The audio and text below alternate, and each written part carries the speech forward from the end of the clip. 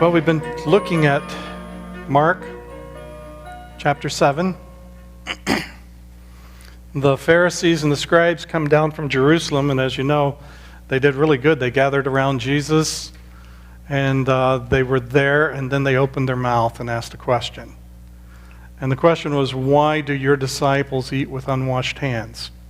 Which sets the ball up on a tee for Jesus to just whack it clean out of the park.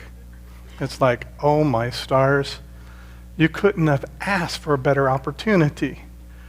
Here Jesus has demonstrated all his healing power, his authority, even over nature, walking on the lake, doing all sorts of things, and now he is ready to take it to the next level. And here is the religious question. What causes us to be unclean? Obviously, if you have really long hair, you're unclean. You should follow my example. No. Jesus really takes this opportunity.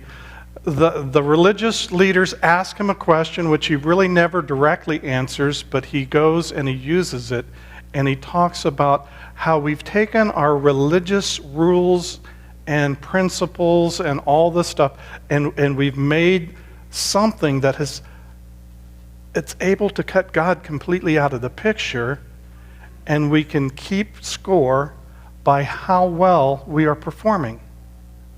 Not how well we know him. It's not about relationship with God now. It's about keeping the laws. Why were the Jews so bent about the law? Well, they received the law from Mount Sinai, the 10 Commandments. Good stuff. Everybody agree? What happens when you don't keep the commandments of God?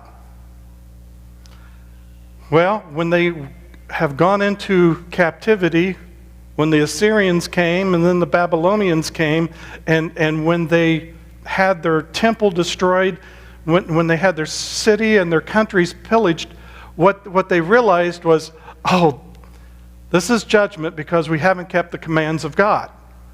So now we're going to get a committee together, and we're going to get all our scholars, and we're going to work on this.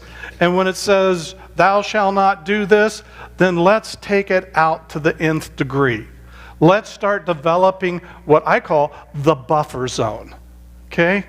So they try to get all the rules, regulations, everything they possibly can on each of the commandments, and they try to extend it as far as they can. So that if here was the original commandment, now you had all of this that was around it as a buffer zone to protect you in case you goofed and you flubbed up and you violated one of the minutia, one of the many little picky rules.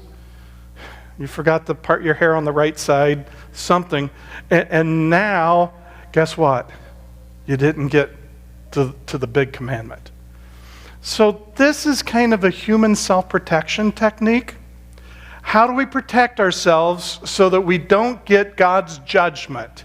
Well, let's get what the commands are, and let's see if we can get all of these other things around. And it's not too long as you continue to do that all of a sudden you start developing a system that is so far removed from the original commandment that you don't even know what the commandment is. So much so that Jesus used that in last week when we looked, and he says, you've done away with the commands of God by your tradition. And the tradition that they had was that if you didn't want to take care of mom and dad, you could just take your resources and say, I dedicate them to the Lord. And they called that Korban. This is Korban.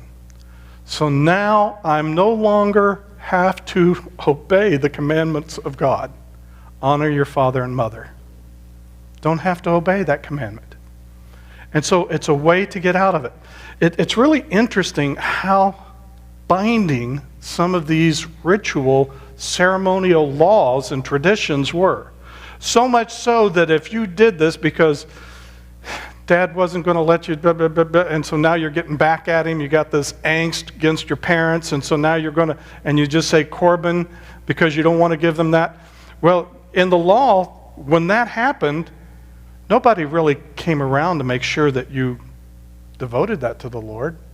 You might have devoted to the Lord and just say, I think the Lord needs a new bass boat.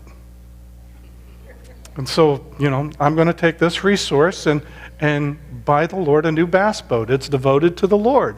And I'll go out on the lake and we'll catch fish for Jesus. And it's an interesting way to manipulate the system. But one of the sad effects was that if someone had taken a vow of Corban and wanted to change, they had a change of heart, and they realized that they were no longer, honoring their father and mother, and they realized the command, they could not undo the vow of Corban. That which they had said and dedicated, maybe it's a piece of property or some of the sheep or the livestock or something, when they said that's Corban, they no longer had the ability to give that to mom and dad. And so you can see almost the demonic dynamic of missing the true heart of the commandments. And by developing this self-protective system, all the minutia of trying to keep us from ever getting judged by God again and going into captivity,